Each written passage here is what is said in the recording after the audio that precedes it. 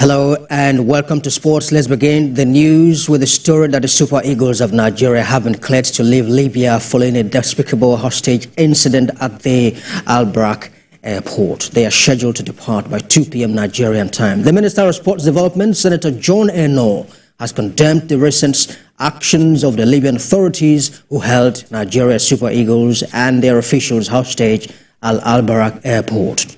The incident occurred after the Nigerian aircraft originally boarding to Benghazi was diverted to another city just an hour before landing. The diversion caused significant distress to the Super Eagles team, officials and support staff who were left stranded and subjected to unnecessary delays. Chairman, Nigerians and Diaspora Commission, Honorable Abike Dabiri, condemned the treatment meted out to the Super Eagles team by the Libyan authorities ahead of their second match slated for Tuesday. In the same vein, a former governor of Abia State, Senator Orji Kalu, has condemned the ill treatment meted out to the Super Eagles of Nigeria and Libya. Senator Kalu calls on CAF to sanction Libya for treating the Super Eagles with such disdain and disregard, believing that the strategy was to frustrate the Super Eagles and dissipate their enthusiasm ahead of the match. He also alleged that the same treatment was handed down to Enyimba Football Club of Aba when they won the CAF Champions League Cup consecutively in 2023 and 2003 and 2004. As the then governor of Abia State, he said he fought the treatment. Super Eagles media officer Promise Foge gives us an overview of what happened.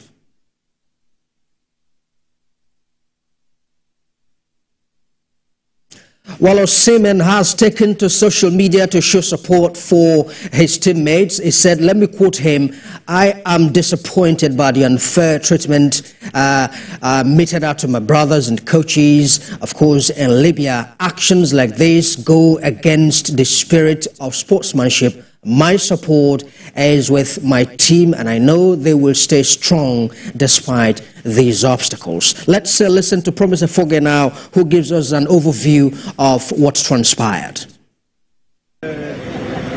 Here's a quick download of what transpired when the Nigerian Super Eagles arrived Libya for the return leg as far as the Africa Cup of Nations qualifiers are concerned.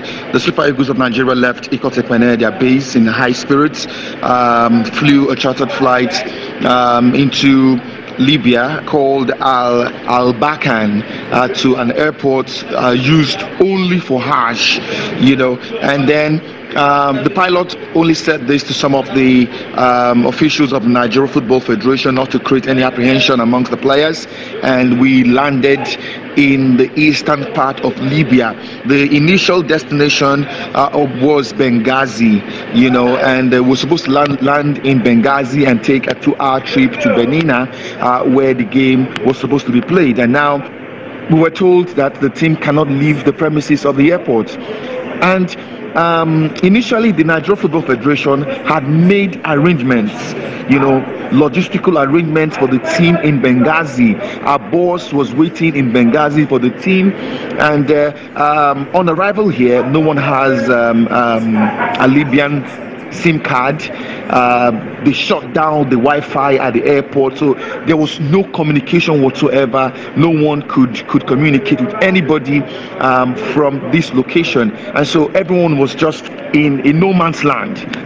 So at that point, the Nigeria Football Federation officials were like, okay, you know what, we have to take our destiny in our own hands. Let's find alternatives. Let's see if we can get alternative means of leaving this environment to Benghazi. The Libyans here said the team would not leave. They shut down the airport, shut the gate, and held the team hostage here. The Confederation of African Football, CAF, has been alerted. FIFA has been alerted. The federal government of Nigeria has also been alerted on the situation, and the federal government is making a frantic effort to evacuate the team back into Nigeria. The game was scheduled for tomorrow, Tuesday. The players said they will not kick a ball. These were the antics planned by the Libyans to destabilize the Nigerian Super Eagles. The team is still in the eastern part of Libya, waiting for the federal government's action to get the team back to Nigeria.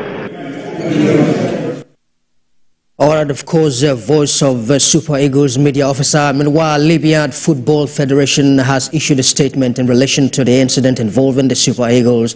The Football Federation notes that such incident can occur due to routine air traffic control protocols, security checks, or logistics challenges that affect international air travel. The Libyan Football Federation adds that it regrets any inconveniences caused by the incident. Let's now bring in our correspondent, Jane Weze, who's on standby, of course, to put all of this in bird's eye view for us. Jane, very pleased to know that you are there. What else do you know beyond what the media officer of the Super Eagles, Promise Foge, has told us?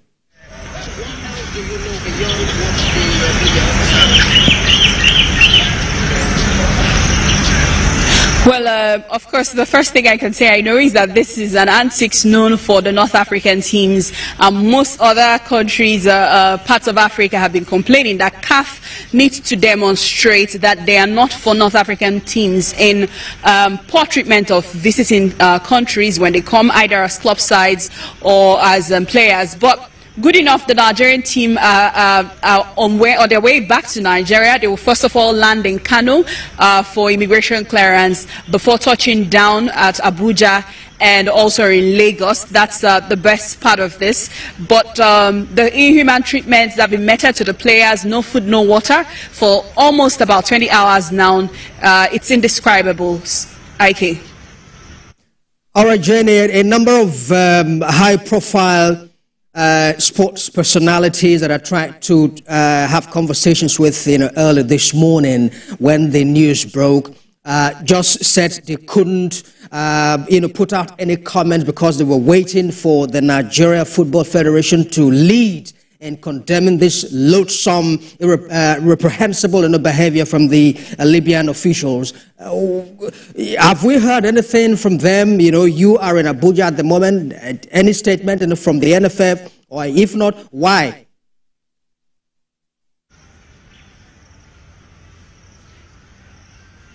Yeah, of course, as early as 6 a.m., the communications director of the Nigerian Football Federation, Ademola Lajiri, shared a statement explaining the team's plight. As at then, it was a 12-hour count of their experience since they left Nigeria to Benghazi, where they thought they were going to be landing before they were redirected 3 hours away from there. And you've also had them sending out videos and trying to make communications.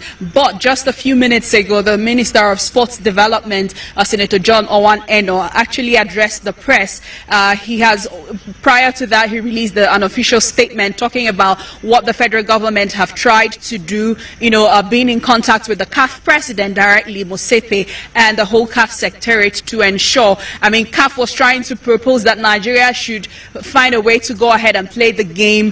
CAF was ready to send a private jet to ferry the team back to Benghazi and maybe reschedule for them to play. But the federal government stood their ground and said that what they cared about was safety. And at that point, it didn't look like the players had confidence that they would be safe in the country that treated them that way. So the federal government, I think, eventually won this one. So the match is not holding. The team is coming back to Nigeria, and CAF will probably have to, look at a disciplinary situation and take further a decision on what will happen. Well, if we remember in 2021, also when Gabon went through a similar incident with Gambia, eventually they played, but they lost that game 2-1, and CAF went ahead to award 3 points to Gabon. I think maybe we might be seeing a similar situation here also for the Nigerian team.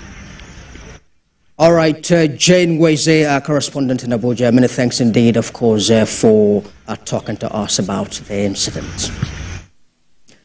Well, we do hope that the Eagles arrive in Nigeria safely after that loathsome incident in Libya. Well, that's sports this hour.